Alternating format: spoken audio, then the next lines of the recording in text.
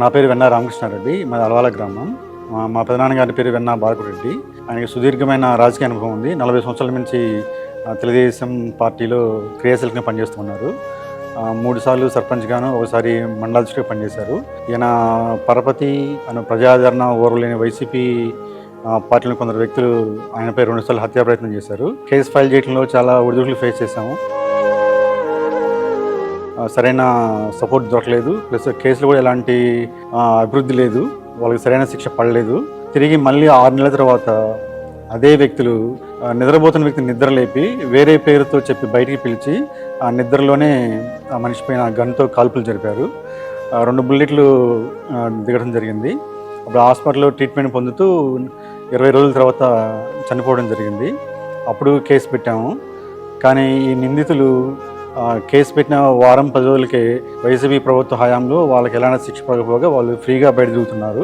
ఆ నిందితుల మీద సరైన ఇన్వెస్టిగేషన్ కూడా జరగలేదని మాకు అనుమానంగా ఉంది.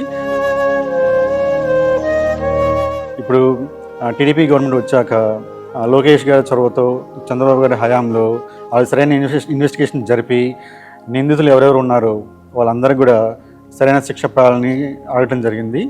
దానికి లోకేష్ గారు సానుకూలంగా స్పందించి వాళ్ళకి సరైన శిక్ష పడేలా చూస్తామని మాకు భరోసా కలిగించారు.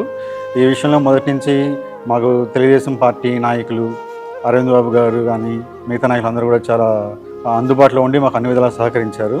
కానీ మేము కోరుకునేది ఒకటి, మా ఫ్యామిలీ తరఫున ఎవరైతే మా పెదనాన్న హత్యకు కారకులు అయ్యారో వాళ్ళందరూ కఠినంగా శిక్షించబడాలని కోరుకుంటున్నాం. దీనికి తెలుగుదేశం పార్టీ లోకేష్ గారు, చంద్రబాబు గారు సహకరిస్తారని మేము ఆశిస్తున్నాం. కుటుంబానికి ఆర్థికంగా మేము ప్రజెంట్ వెనకబడి ఉన్నాము.